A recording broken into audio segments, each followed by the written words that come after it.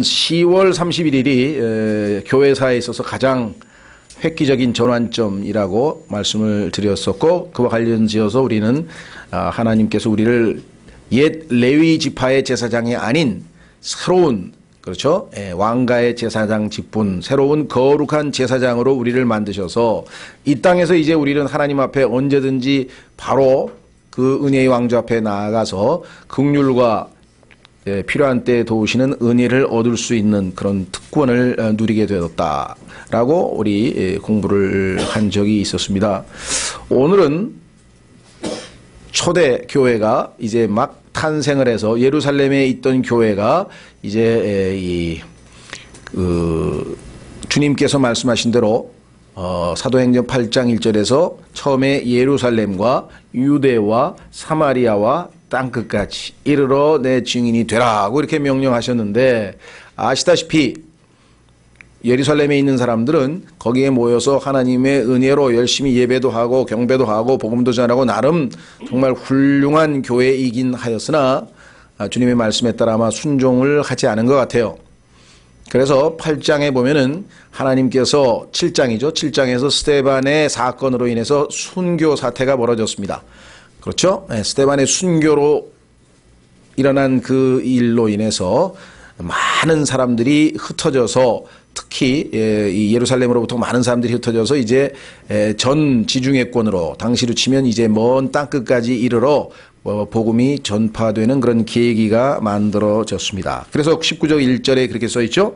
이제 스데반으로 인하여 일어난 핍박으로 말미암아 널리 흩어진 이 사건 기록은 8장 1절에 기록되어 있죠.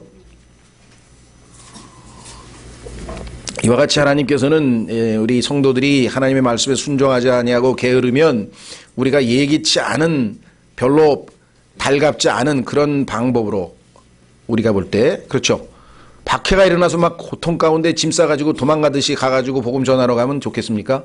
자발적으로 탁 기도하고 안수받고 쫙 해가지고 제대로 선교하러 가야 그게 좀 더 바람직할 터인데, 그러나 어쩔 수 없습니다. 우리가 게으르고 불순종하고 그러면 또 이런 특단의 방법을 통해서 하나님께서 이제 자신의 뜻을 펼치고 계시는데요.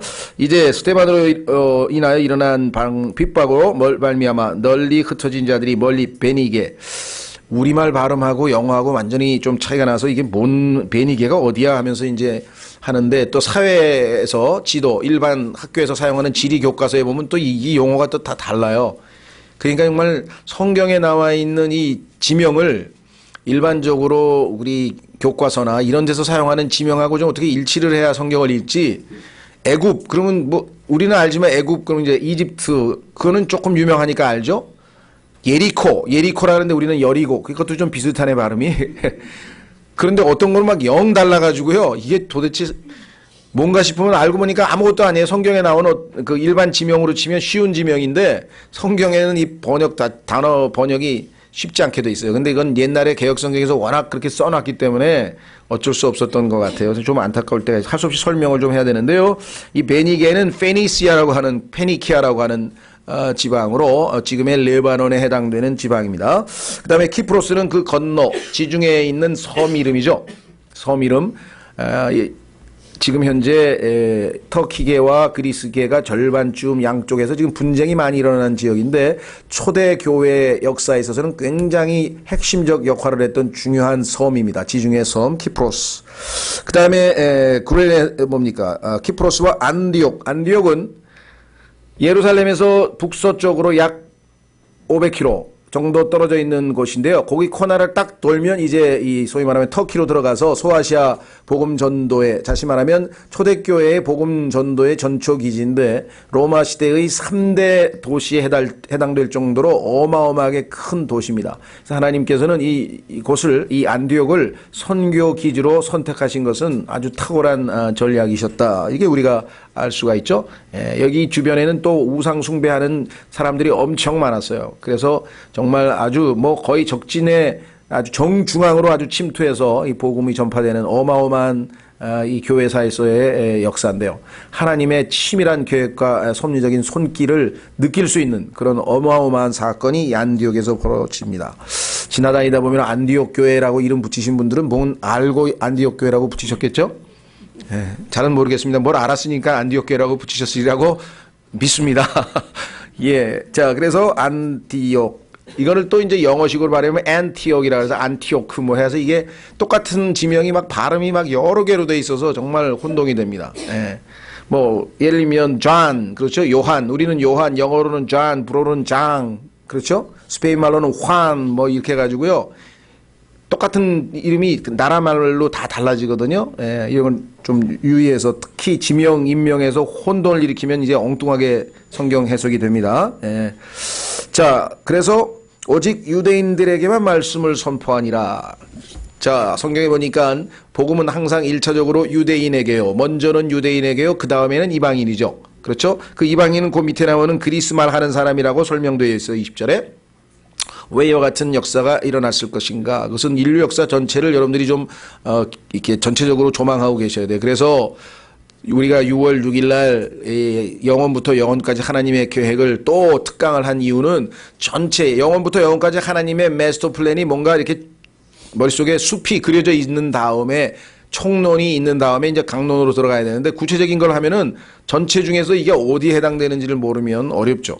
자, 처음에 아시다시피 창세기 3장에서 아담이 죄를 짓고, 그렇죠. 하나님께서 창세기 6장에서 한번 홍수 심판이 있었고, 11장에서 드디어 이제 하나님께서는 민족들의 반역을 더 이상 참을 수가 없어서 하늘에서 내려와서 그들의 언어를 흐트러 버리심으로써 심판을 하셨죠. 의사소통이 안 됩니다. 그리고 사는 지역도 지리적으로도 다 흩어져서 일부는 물에 잠기고 그래서 대륙이 다 갈라져서 나누어져서 쪼개지는 엄청난 사건이 발생합니다. 그러니까 그때 나뉘인 것은 언어적으로 나눌 뿐만 아니라 지리적으로도 다 나뉘어서 이제 하나님께서 우리로 하여금 성경에 보니까 이렇게 나뉘어서 각자 살게 한 이유는 사도행전 17장에 보면은 손으로 더듬어서라도 하나님을 찾게 하려 하심이라고 성경에 기록되어 있어요. 왜? 모이면 죄를 짓고 희닥거리고 깔깔대고 웃고 놀고 유상만 숭배하니까 인간들이 하나님께서 멀찌감치 뜯어놔가지고 따로 살면서 뭐야?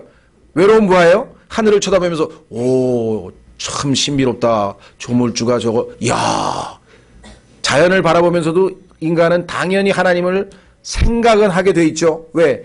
하나님이 만드신 것들에 하나님의 영원하신 능력과 신성이 숨겨져 있다고 로마서 1장에 써 있잖아요. 그러니까 혼자 산속에서 숲속에서 사는 사람은 주 예수 그리스도를 믿고 구원은 못 받았지만 적어도 무신론자는 없습니다. 다 하늘을 보면서 뭔가 있어. 거기까지는 다 간다 이 말이죠. 그렇죠? 그런데 도시에 몰려 살아가지고 그냥 아파트에서 위아래 다니면서 밤낮 그냥 바글바글 몰려 살면요 하나님은 생각할 겨를이 없어요. 그래서 성경에 보니까 다닥다닥 붙어서 사는 자들이요 화 있을진저 이사야서 5장에 아파트 문화에 대해서 하나님께서 화 있을진저 이렇게 써놨어요. 집을 그냥 다닥다닥 붙여서 짓는 자들에게. 왜 그럴까요? 모여서 또 바벨탑 사건처럼 나쁜 짓만 골라서 하니까. 그래서 학교 다니면 선생님들이 어떻게 합니까? 예. 문제 일으킬 만한 놈들은 띄엄띄엄 너는 1반 너는 2반 왜 붙으면 모여가지고 작당을 해가지고 해가 뭔 팔을 만들고 일진회를 만들고 밤낮 그것만 하고 앉아. 그게 인간들이에요. 그렇죠? 그리스도인들도 위험해요. 모이긴 모이는데 정말 성령 충만하고 은혜롭게 모여야지 잘못 모이면 거기서 뭔가 또 이상한 일이 벌어지. 그래서 하나님께서 이제 일단 흩어 놓으셨죠. 그리고 나서는 하나님의 경영 방침을 바꾸셨어요. 안 되겠다. 민족들 너희는 일단 너희들끼리 마음대로 살아. 나는 너희 민족들 중에서 가장 작은 민족 제일 별 볼 일 없는 민족을 하나 뽑겠다. 그게 신명기 7장 7절에 써 있어요. 그게 유대인이에요. 그러니까 유대인은 선민으로 뽑힌 게 자랑스러워서 뽑힌 게 아니라 불쌍해서 뽑혔다. 물론 성경에는 내가 너를 사랑하였기 때문에 뽑았다라고 성경에 써 있어요. 하나님의 사랑을 받은 것은 대단한 거지만 하나님은 누구를 사랑하느냐? 제일 못난 놈을 사랑한다. 부모님도 그렇죠? 제일 못난 놈을 더 많이 사랑하듯이 그 유대인들은 자랑거리가 없어요 사실은. 그런데도 괜히 뭐 너희는 뭐 우리는 선민이라고 그러고 뭐 뽑힌 사람이라고 이렇게 좋아하는데 그래서 이 유대인을 대상으로 하나님께서 자세하게 하나님의 자신을 알려줍니다. 이럴 때 화를 내시고 이럴 때 기뻐하시고 이럴 때 매를 때리시고 이럴 때 사람들을 보내시고 이럴 때에는 제사를 지내라고 하고 이럴 때는 어떻게 하라고 그러고 그냥 하나님에 대해서 알 수 있으려면은 유대인과 하나님 사이에 무슨 일이 벌어졌는지를 배워야만 하나님을 알 수 있어요. 그래서 우리는 자꾸 이스라엘 얘기를 하는 거예요. 제 친구들 중에서도 무식한 친구들이 있어요. 야, 너 한국 사람이야? 이스라엘 사람이야? 네 입에서 한국이 안 나고 막 이스라엘 하나님. 유대인이야? 뭐 이런 사람이 있어요. 그러면 그냥 무식하구만. 왜 그래요? 나는 이스라엘 사람 아니야, 한국 사람이야. 그런데 하나님을 알려면 이스라엘과 하나님 사이에서 하나님이 이스라엘을 어떻게 대하는지, 어떨 때 매를 때리고, 어떨 때 기뻐하시고, 어떨 때 슬퍼하시고, 요거를 배워야 내가 창조주 하나님을 더 잘 알 수 있기 때문에 내가 이스라엘에 관심 있는 거지. 나 이스라엘에 개인적으로 관심 없어. 인간적으로 치면 그냥 우월하고 독종이고 아주 고집 세고 그냥 지들만 잘났다 그러고 형편없는 인간들이지, 물론. 근데 하나님께서 창세기 12장 3절에 이스라엘 민족을 복주는 자는 복주고 저주하는 자는 저주한다고 온 우주의 창조주의 지엄하신 선언문이 선포됐으니 내가 이스라엘을 감정적으로는 싫어하지만 의지적으로는 사랑하고 도와줄 수밖에 없다. 이것이 우리의 태도입니다. 그리스도인들도 그렇게 하라고 성경에 써 있어요. 그래서 유대인들을 대할 때에는 기분은 안 좋죠. 지들이 최고라 그러니까. 그래도 잘 해줘야 되는 것이 우리 교회에게 주어진 태도라고 성경에 써 있다. 그렇죠? 자, 그래서 유대인들과 하나님 사이에 친밀한 관계를 통해서 이제 배워나가는데 아시다시피 이 유대인들이 하나님께서 부여하신 책무에는 소홀히 하고 그냥 나중에는 막 우상을 숭배하고 그래서 결국은 매를 맞고 결국은 또 포로로 잡혀갔다가 다시 또 기회를 줬는데 또 실패하고 그래서 하나님께서 이 유대인들 즉 하나님의 선민의 실패를 책임지기 위해서 1차적으로 물론 2차적으로 우리를 위해서 1차적으로 그 실패를 책임지기 위해서 인간의 몸을 입고 이 땅에 와서 유대인들의 실패를 하나님 앞에 책임지셨죠. 그것이 바로 선지자로서의 예수 그리스도께서 이 땅에 오신 목적 중에 하나의 말이에요. 그렇죠? 그 성경에 보니까 신약, 새로운 언약은 옛 유대인과 하나님께서 모세를 통해서 모세를 중재자로 해서 체결했던 그 언약을 이스라엘이 깨뜨렸기 때문에 새로운 계약을 체결하러 왔는데 이 유대인들이 하나님의 조건을 거부했죠. 거부하는 통에 그 언약의 신약이라고 하는 새로운 언약의 축복이 개인적으로 예수 그리스도를 믿는 이방인들에게도 전해져서 우리가 구원을 얻게 된 거예요. 이 전체 스토리를 좀 알고 신앙생활 하셔야 돼요. 무슨 말이가 되겠어요? 그냥 느닷없이 예수 믿으면 지옥 안 가고 하늘나라 간대. 됐어 이제. 야 나는 이제 하늘나라 간대. 됐어. 그 다음에 이 세상에서 뭐 무슨 짓을 해도 하늘나라 간대. 재밌게 살다 가면 된대. 이게 기독교가 아니에요. 기도만 하면 들어준대. 자식도 잘 되고 사업도 잘 되고 범사에 잘 되고 뭐가 잘 되고 어디 성경에 그렇게 써놨어요. 그러니까 완전히 엉터리 기독교를 지금 우리가 사람들에게 보여주고 있는 셈이에요. 그래서 우리는 아닙니다. 성경에 써 있는 대로 다시 돌아가서 성경에 있는 기독교를 우리가 제시를 해야 되고 그간에 잘못 전해진 것마저도 우리가 또 바로잡아야 되는 이 엄청난 일들이 부담이 우리에게 주어진 것이다. 이 말입니다. 그렇죠? 자, 왜 교회 선교 얘기하는데 이렇게 복잡한 얘기를 하느냐? 지금 왜 유대인에게 먼저 복음을 전했느냐? 그 다음에 이방인에게. 그러니까 자, 그래서 예수님께서 유대인에게 먼저 복음을 제시했습니다. 거부당했습니다. 그래서 그 유대인들을 질투나게 만들어서 회개시키게 하고자 하나님께서 유대인들이 인간으로 취급하지 않았던 짐승 이하로 취급했던 이방인들에게도 드디어 복음을 전해서 하나님의 아들들이 되고 예수 그리스도의 신부가 되는 축복을 드디어 전해주는데 그 첫 출발지로 하나님께서 삼으신 장소가 어디냐? 그것이 바로 안디옥이다 이 말이에요. 그래서 오늘날 첫 번째로 이방인 교회가 세워지는 그 샘플, 그 example을 우리가 보면 그 본을 보면 패턴을 보면 향후 선교사들이 나가서 어떻게 교회를 세워야 되고 어떻게 교회가 성장해야 되고 라고 하는 그 패턴을 선교사역의 본을 우리가 볼 수 있다 이 말이죠. 이와 같은 방식으로 우리나라에도 많은 지역 교회들이 또 세계 곳곳에도 세워져야 한다라고 하는 것이죠. 자, 그래서 오늘은 이 이방인들에게 드디어 이제 복음이 전파되는 그 과정을 담고 있습니다. 한번 읽어갑니다. 자, 19절. 이제 스데반으로 인하여 일어난 핍박으로 말미암아 하나님께서 놀라운 솜씨로 지금 하나하나 역사를 주관하고 계시죠. 말 안 들어? 그러면 내가 말 듣게 해줄게. 이렇게 해서 흩어놓으셨어요. 멀리 베니게와 키프로스와 안디옥까지 여행하며 오직 유대인들에게만 말씀을 선포하더라. 자, 말씀 선포, 유대인 이 두 가지를 주목하시고요. 20절과 대조합니다. 그들 중에 몇 사람은 키프로스와 구레네 사람들이었는데 이방인 지역에서 온 유대인이죠. 그들이 안디옥에 이르러, 왜 안디옥에서 갑자기 그리스말 하는 이방인들에게 복음을 전할 생각이 났을까요? 이게 보이지 않는 손길이에요. 그죠? Invisible hand. 보이지 않는 하나님의 손길이 이 안디옥에서 든든한 지역교회가 세워져서 여기서 전 세계 선교의 복음 기지가 되고 여기서 안디옥 사본, 즉 오늘날 킹제임 성경을 우리가 쓰고 있는 이 올바른 성경이 여기서 전파돼야 되고 밑으로 내려가서 알렉산드리아, 이집트가 아니라 로마가 아니라 바로 이 지역에서 하나님의 사역이 전개되어야 될 것을 하나님이 계획하시고 실행하고 계시는 장면이다. 그러니까 이런 것들을 여러분이 알고 이 구절을 읽으면 전율을 해야 되는, 야, 이 인류 역사의 전환점이 여기서 이루어지는구나. 이방인, 유대인들이 개 취급을 하고 인간 취급을 안 했던 이방인들에게 드디어 복음이 전파되는구나. 물론 그 전에 사도행전 8장에서 여러분 잘 아시는 이티오피아 내시가 복음을 받아들여서 이티오피아로 가서 복음이 전파됐고요. 하나님은 이미 먼 땅은, 남쪽에 있는 먼 땅은 내시를 시켜서 이미 다 복음화 준비를 완성하셨고요. 그렇죠? 그 다음에 로마 사람들에게는 고넬료라고 하는 백부장에게 베드로를 통해서 이미 10장에서 복음을 전파해서 이방인들에게도 복음이 전파되어야 될 당위성을 이미 사람들에게 알렸습니다. 그렇죠?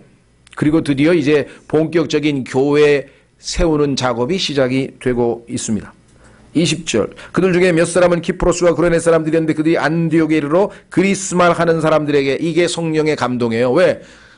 여태까지는 유대인들에게만 복음을 전했는데 그리스말 하는 사람, 즉 요즘으로 치면 이방인이죠. 여기서 성경에서 얘기하는 이방인들에게도 복음을 전해야 되겠다고 하는 마음을 성령님께서 주시지 않았더라면 그들이 위협을 무릅쓰고 그리고 관례를 깨트리고 어떻게 이렇게 혁명적인 일을 할 수 있었겠는가 한번 생각해 보세요. 그렇죠? 자, 그래서 사람들에게 말하여 뭐라 그랬습니까? 누굴 선포했다고요? 예수님을 선포하며. 자, 19절에서는 말씀을 선포한다 그랬는데 말씀을 선포한 거하고 예수님을 선포한 거하고 같습니까? 다릅니까? 예. 그런데 오늘날은 말씀을 선포한다 또는 복음을 선포한다는 것과 예수님을 선포한다는 것이 다를 경우가 너무 많아요. 너무나 많은 사람들이 복음의 공식, 하나님의 말씀, 그렇죠? 뭐 어떤 사람은 고린도전서 15장 1절에서 6절 복음의 공식, 그 다음에 어떤 사람은 전도지에 나오는 그 복음, 사형리 뭐 등등등등 여러 가지를 알고 예수님을 믿기는 믿었는데 정작 살아계신 예수님을 만나지는 못하고 살아계신 예수님을 받아들이지는 못하고 예수 그리스도와의 사귐의 시작이 없었다는. 구원이라고 하는 것은 하나님께서 우리를 예수 그리스도와 사귐을, 요즘 여러분들 제일 그거죠? 젊은 분들에게 관심이 있는 게 누군가가 자기를 이렇게 남자 여자를 이렇게 매치시켜서 사귀어야 되나, 그죠? 네, 물어보죠. 나 사귀는 여자 사람이 있느냐고 물어보죠. 하나님께서 자신의 아들 예수 그리스도 신랑이신데 신부를 구하고 있는 중입니다. 그래서 신부가 될 사람을 사귀도록 예수 그리스도를 믿고 구원받은 사람을 아들과 사귀게 하셨다. 그것이 구원의 시작인데 구원받았어? 네, 어떻게 알아? 죄 없어졌어요. 예수님은 모르겠는데요. 죄는 없어졌어요. 죄만 없어지면 다 안 가요? 예수님이 이미 가져가 버리셨어요. 십자가에서. Take away. 보라, 세상 죄를 제거하는 하나님의 어린 양이로다. 죄 없어진 거 믿어가지고 구원받는 거 아니에요. 예수 그리스도를 나의 구원자로 받아들여서 예수님과 사귐이 시작이 돼야 구원받는 것이지. 그리고 그분을 점점 더 친밀하게 사귀어 가는 것이 신앙생활이지, 여러 가지 교회 프로그램에 참여하는 게 신앙생활이 아닙니다. 그것도 물론 포함이 되겠지만 중요한 거는 예수님을 사귀기 시작했느냐 이거예요. 여러분들 여자친구 처음 사귀었는데 설레지도 않고 보고 싶지도 않고, 그럼 이게 뭐 사귄 거야? 안 사귄 거야? 그런데 너무나 많은 구원받은 사람들이 사귀지, 예수님 사귀었냐 그러니까 모른대 잘. 그럼 뭘 하냐니까 죄 없어졌대. 그거 하나만 알면 천만의 말씀. 확인해 보겠습니다. 고린도전서 1장. 복음 전할 때 반드시 여러분은 이제 구원받는 순간 예수 그리스도와의 사귐이 시작되는 겁니다. 그분과 이제 정말 친밀하게 교제하시고 사귀시고 점점 사랑을 키우세요. 이렇게 전해야지. 무슨 말이 되겠어요? 이제 교회 열심히 참여하시고 헌금 많이 내시고 갖다 바치고 그냥 뜨겁게 종교 활동하세요. 아니고 그것도 주님을 사랑하기 때문에 사랑의 일환으로 하면 좋은 거지만 그게 초점은 아니다 이거죠. 그게 초점은 아니다. 그거는 열매로 자동적으로 나오는 것이지만 먼저는 주님을 사귄다. 고린도전서 1장 9절.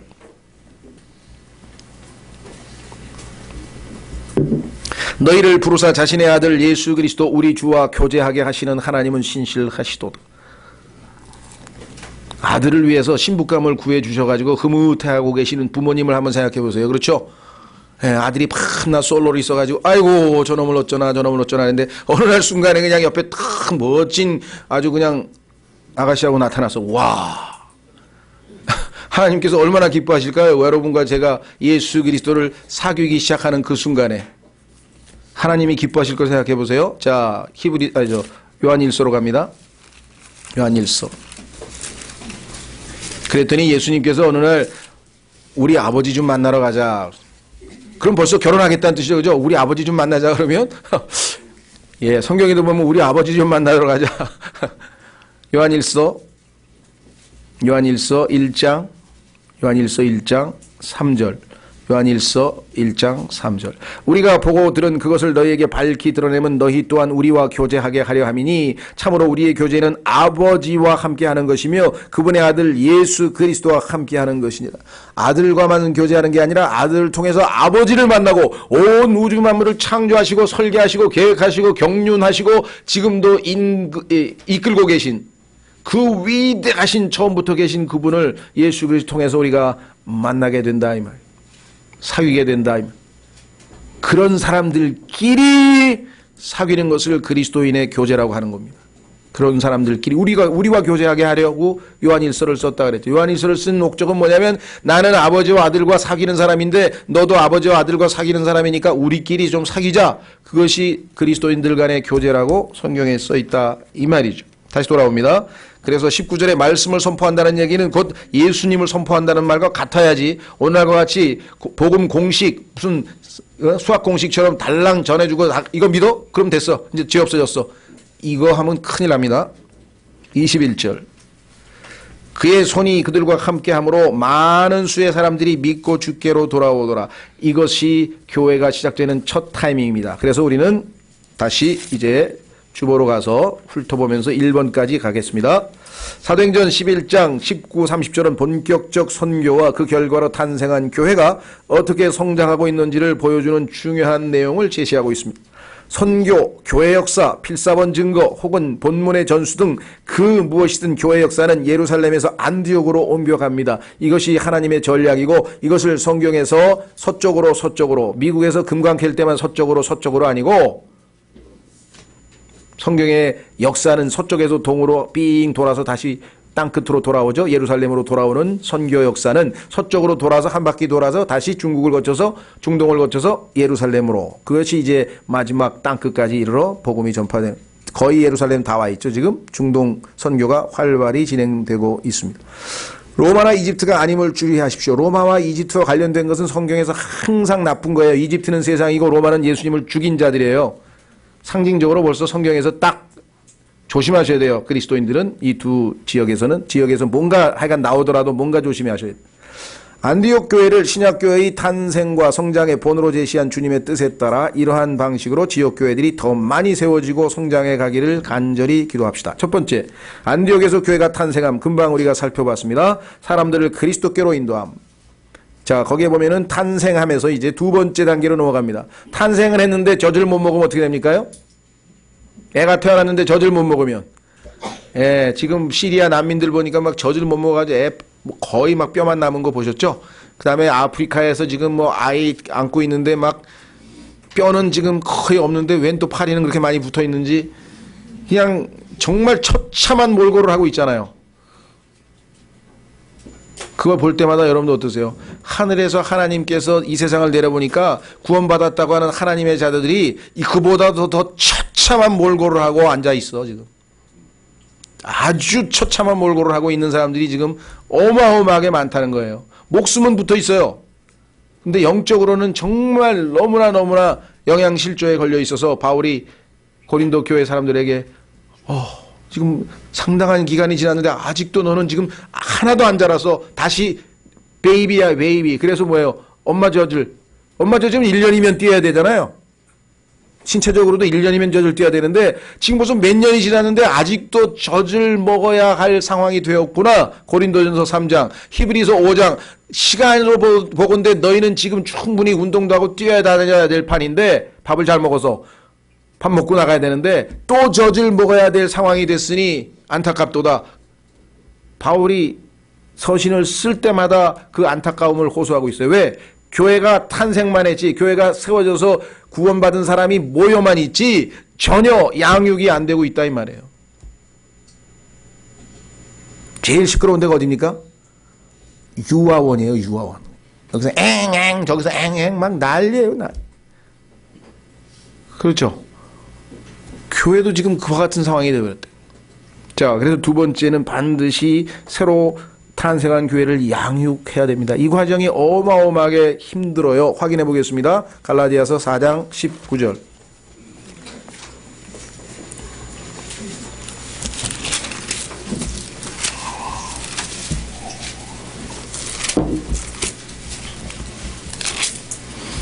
갈라디아서 4장 19절. 나의 어린 자녀들아. 그래도 조금 잘하는데요, 이 사람들은. 왜냐하면 성경에 보니까 제일 태어났는데 베이비. 고린도 사람들은 베이비로 태어나서 여전히 베이비야. 베이비보다 한 단계 올라가면 차일드가 되는데, 그렇죠? 한 대여섯 살 된 거 아니야, 그래도. 그래서 여기 뭐라 그랬어요? 19절에 이제 나의 어린 자녀들아. 조금 있으면 리틀 칠드런에서요, 칠드런으로 올라가요. 7살, 8살, 9살, 10살 되면 이제 정말 아동이죠, 아동. 예? 아동에 해당되는, 아직은 유치원쯤 되는 아이 같아요. 나의 어린 자녀들아, 너희 속에 그리스도께서 형성되실 때까지 내가 다시 너희를 위해 해산하는 수고를 겪노라. 너희가 엄마 뱃속에서 태어나서 구원받을 때까지도 내가 기도하고 또 애를 쓰고 어떻게든 해서 해산하는 수고 아시죠? 남자들 빼고, 남자들은 잘 모를 거고, 자매님들 중에 아기를 낳아보신 분들은 해산하는 수고가 얼마만큼 고통스러운데, 그렇게 해서 겨우 너를 영적으로 낳아서 내가 이제 하나님의 자녀가 되도록 했는데,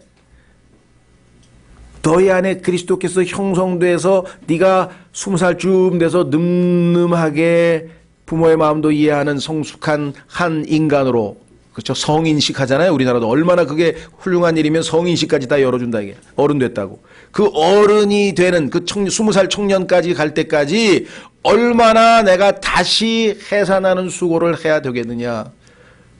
그렇죠? 교회에서 계속해서 그래서 하나님의 말씀이 선포되고 성경 공부를 하고 또 함께 기도도 하고 이 모든 과정을 통해서 우리가 성장해 가야 된다. 그래서 21절과 24절 확인하고 3단계로 가보겠습니다.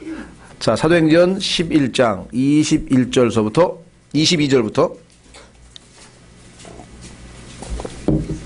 예, 그 프린트물이 22절인데 21절로 제가 잘못 썼네요. 예, 22절부터 24절까지. 그때 이 일들에 대한 관한 소식이 예루살렘에 있던 교회의 귀에 들어가매, 아니 지금 안디옥에 교회가 세워졌답니다 라고 하는 소식이 들려오니까 예루살렘에 있는 장로들이 얼마나 놀랬겠어요.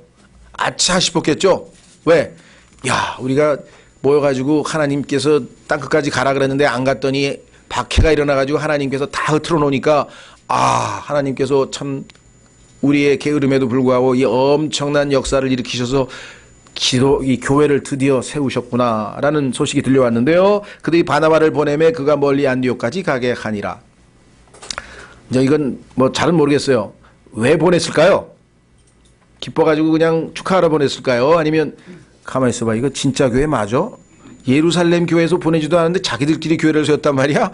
혹시 또 그런 건 아닌지 모르겠어요.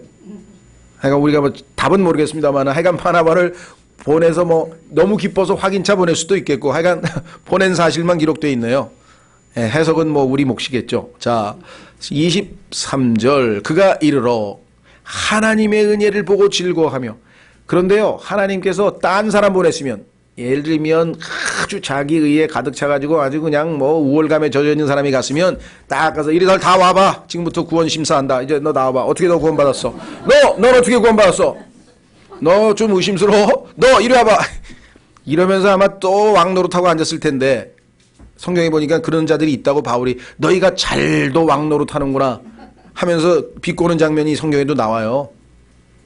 근데 바나바는 위로자란 뜻이에요. 이름 자체가 위로자야. 그러니까 너무 가서 하나님의 은혜로 교회가 세워졌는데 그것도 이방인들인데 과거에는 그냥 쳐다도 안 보던 개 이하로 아예 일로 가다가 이방인 나타나면 절로 삥 돌아서 다니던 사람인데 이 유대인 바나바가 이방인들이 모여서 그리스도를 찬송하고 하나님 말씀을 듣고 막 가슴이 벅차가지고 그 은혜를 보니까 가서 은혜를 보고 즐거워했다 그랬어요.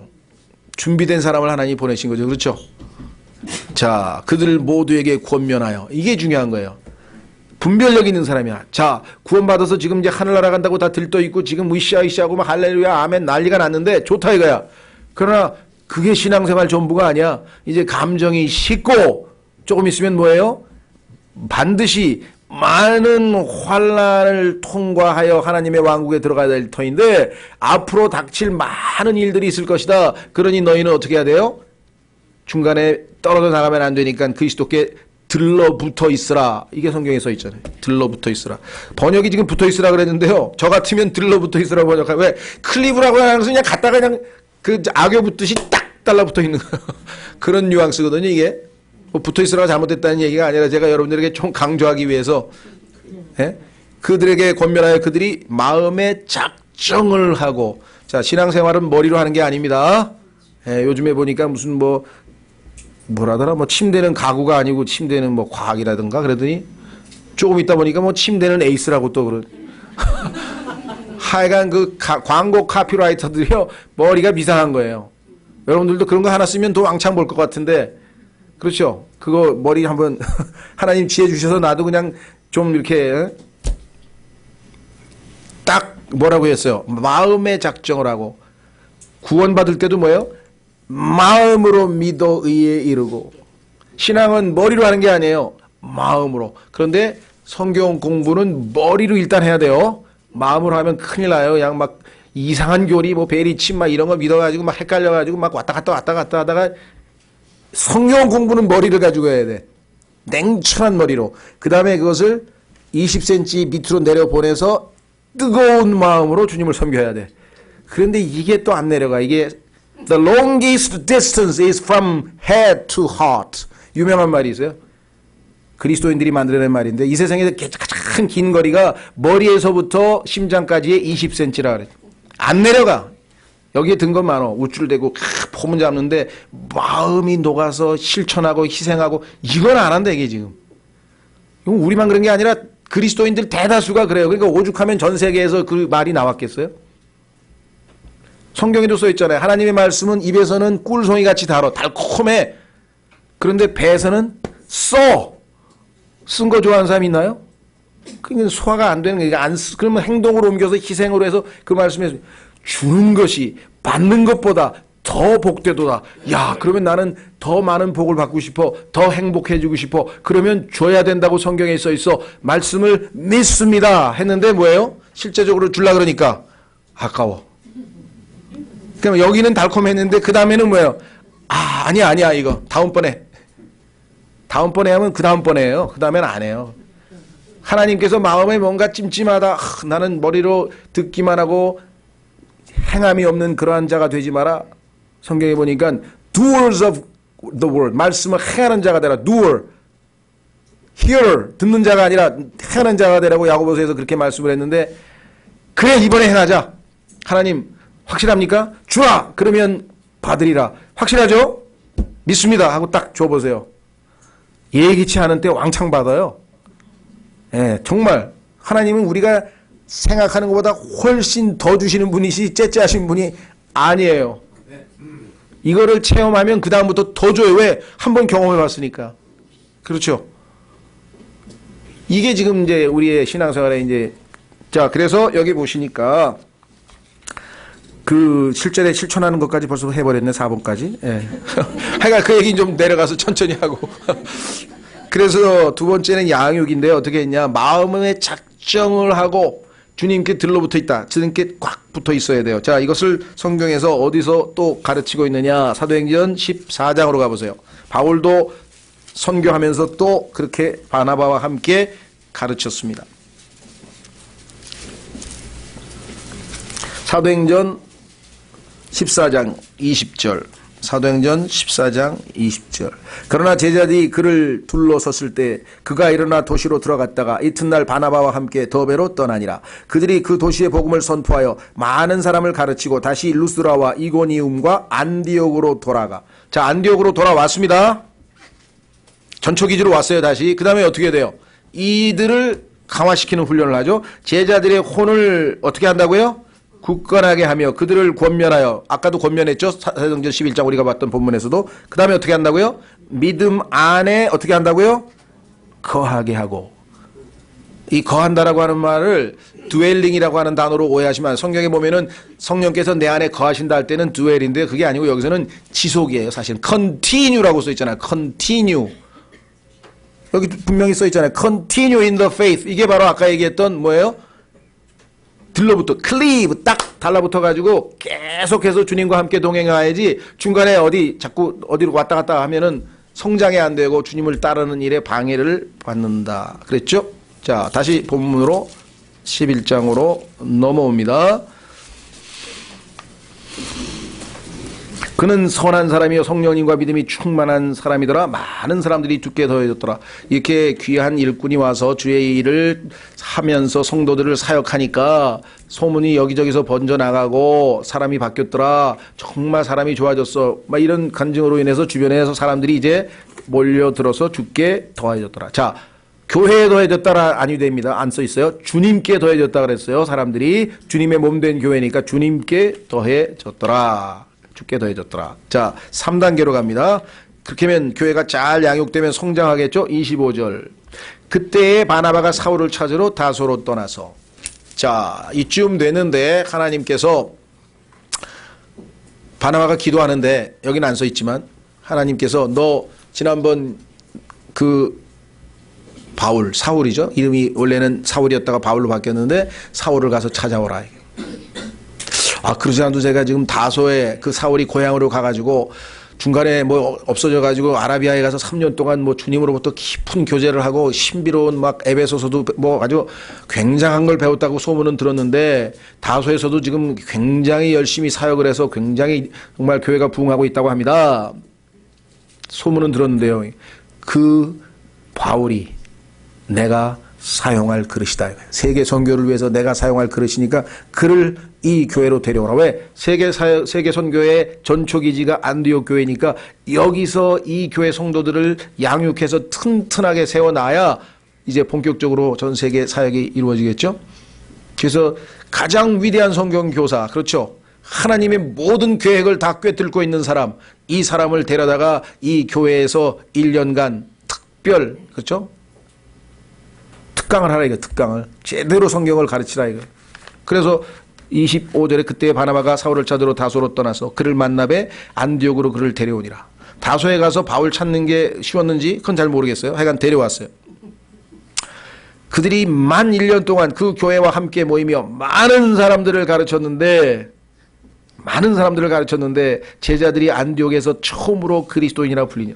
자, 가르쳤는데 점점 배울수록 예수님을 닮아가는 거예요. 왜? 실제적으로는 누가 가르쳤어요? 디도서 2장에서 하나님의 은혜가 가르친다 그랬죠. 예수님께서 내게 와서 배우라 그랬죠. 물론 가르치는 교사의 도구로는 바울이 쓰였지만 실제적으로는 하나님의 은혜가 가르친 것이고 실제적으로는 예수 그리스도께서 가르치신 거죠. 점점 예수님을 닮아가서 야, 저 사람들 Christ like people이라고 부르자 이제. 왜? 보니까 예수님하고 비슷해져가 점점. 말도 그렇고 행동도 그렇고 행실도 그렇고 모든 면에서 정말 과거에 얼마 전에 돌아가신 십자가에 못 박히셨다는 분, 그 부활하셔서 승천하셨다는 그분하고 좀 많이 비슷한 것 같지 않아? 그래서 닉네임을 붙여준 거예요. 크리스찬이라고 붙여줬는데 성경에서는 그 크리스찬이라는 단어를 하나님께서 억셉트 하셨어요. 오, 좋은 이름 지었구나 너희가. 그리스도 닮은 사람 크리스찬 굿. 좋다 이거예요. 그래서 성경에서 베드로가 우리가 그리스도인으로서 고난을 당하면 이렇게 써 있어요. 근데 문제는 그리스도인이 되면 고난을 즐겨 당할 수도 있다는 것이 이제 우리가 주의해야 될 상황이죠. 확인해 보겠습니다. 베드로전서 4장 16절. 성경에서 크리스천이라는 단어가 딱 2번밖에 안 나와요. 그것은 뭐냐면 주변에 사람들이 예수 믿는 사람을 보고, 아니죠, 단순히 예수 믿는 사람은 아니고 구원받은 죄인들 아니고 잘 양육받고 그 다음에 잘 성장해서 하나님의 말씀을 집중적으로 공부해서 성경교사를 통해서 잘 배웠더니, 야, 저 사람들 예수님의 제자, 크리스찬이다 라고 부르기 시작했다 이 말이죠. 이해가 되시죠? 그러니까 크리스찬이라는 이름은 사실은 상당히 성장된 하나님을 믿는 구원받은 죄인에게 붙이는 용어라. 베드로전서 4장 16절.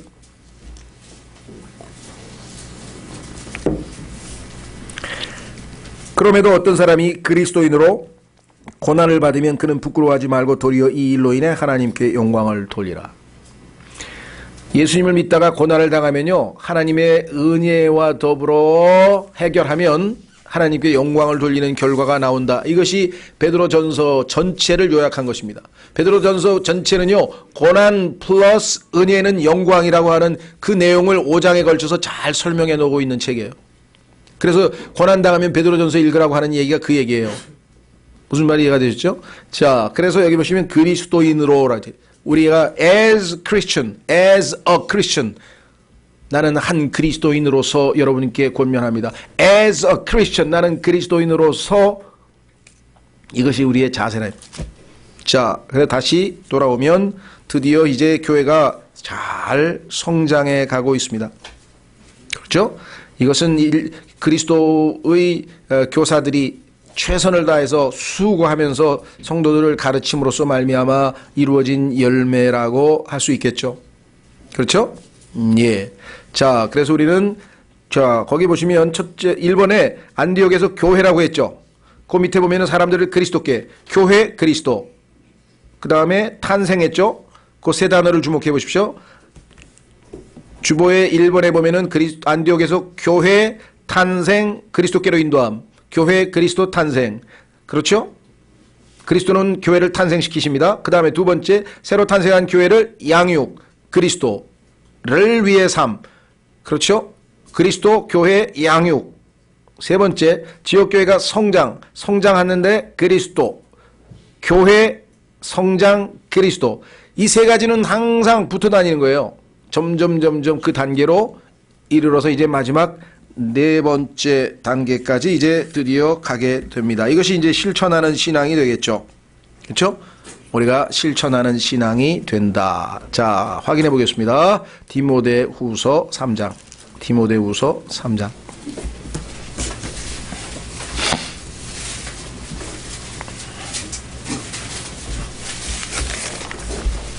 디모데후서 3장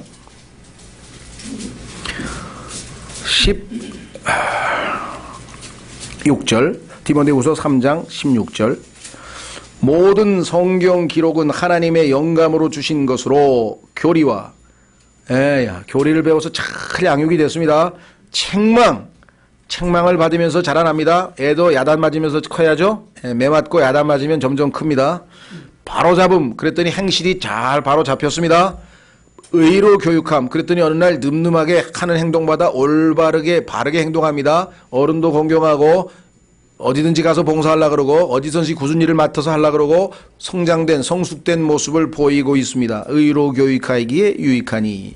이 모든 준비 과정은 결국은 17절을 위한 것이죠. 왜? 이것은 하나님의 사람이 마귀의 사람이어서 하나님의 사람으로 신분이 바뀌었다는 것 얼마나 놀랍습니까? 완전하게 되어 성장하게 되어 성숙하게 되어 모든 선한 일에 철저히 갖추어지게 하려 합니다. 이제는 하나님께서 원하시는 선한 일을 언제든지 시켜도 능숙하게 잘 해낼 수 있는 이와 같은 활동력 있는 실행하는 그리스도인이 되었다. 이렇게 되어 있다. 그렇죠? 자, 이를 위해서 우리는 이게 하루아침에 되는 게 아니라, 그렇죠, 20년 이상이 걸려야 되잖아요. 어린아이가 태어나서 20년이 돼야 겨우 성인식 해준다니까요. 사회에서도. 그럼 영적인 일은 사실 어쩌면 더 걸릴 수도 있어요, 이게.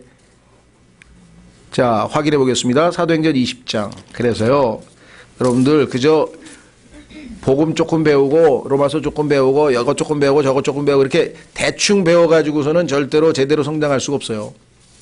그렇죠?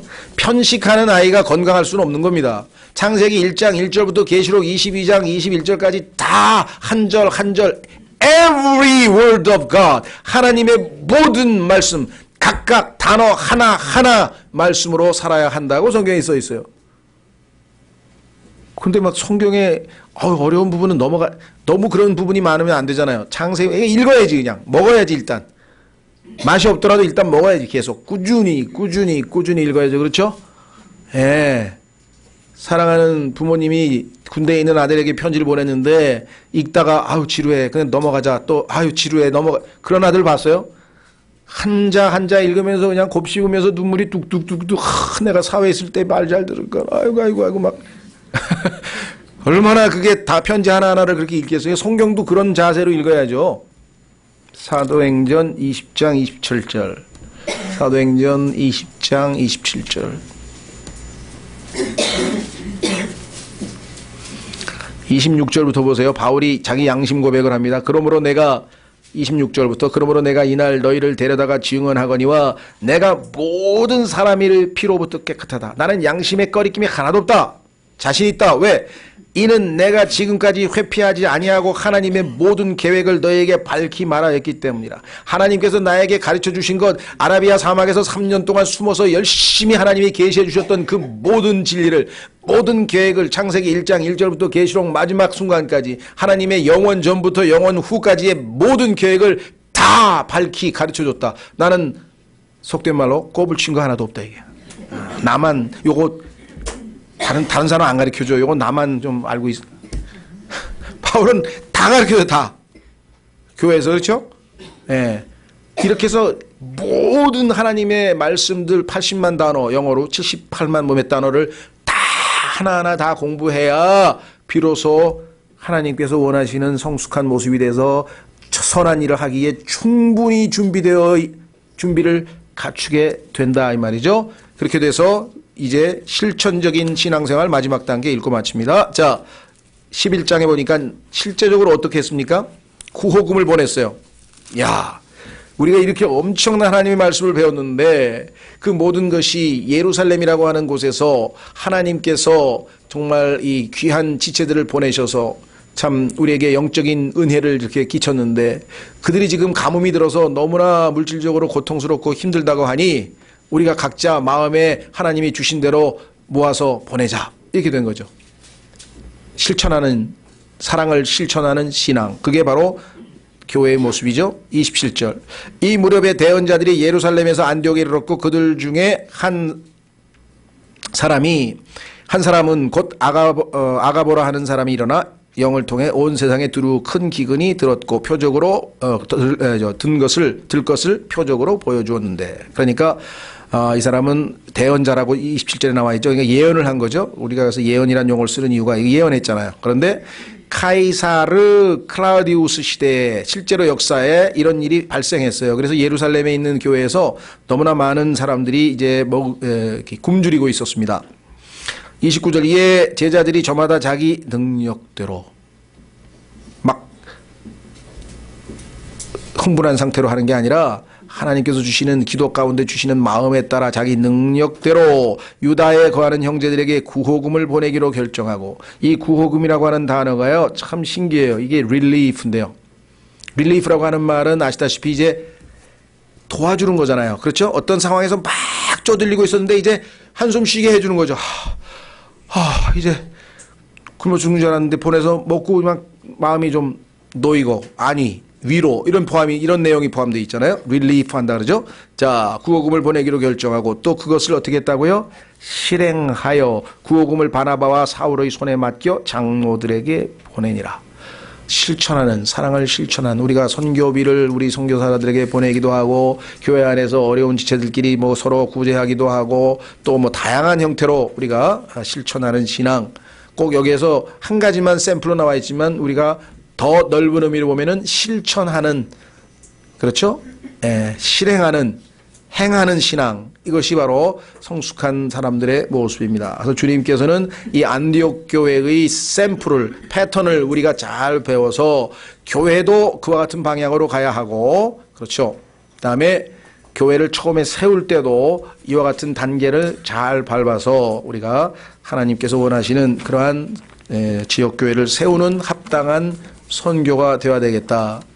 그렇죠? 저희 교회도 이와 같은 상황에서 계속해서 주의 뜻을 따라 쓰임받는 교회가 되어야 되겠다. 이렇게 생각하고 여러분 모두와 제가 이 말씀을 깊이 묵상하고 정말 이런 교회들이 더 많이 늘어갈 수 있도록 기도해야 되겠습니다. 이 시간 이를 위해서 잠깐 기도합니다.